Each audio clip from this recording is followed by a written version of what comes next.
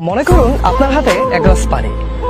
এখন এটা যদি 1 মিনিট ধরে রাখেন কোনো ব্যাপারই না, যদি 1 ঘন্টা ধরে রাখেন তাহলে হাত ব্যথা শুরু হয়ে যাবে, আর যদি একদিন টানা এভাবে ধরে রাখা হয় আপনার হাত একদম অবশ হয়ে যাবে।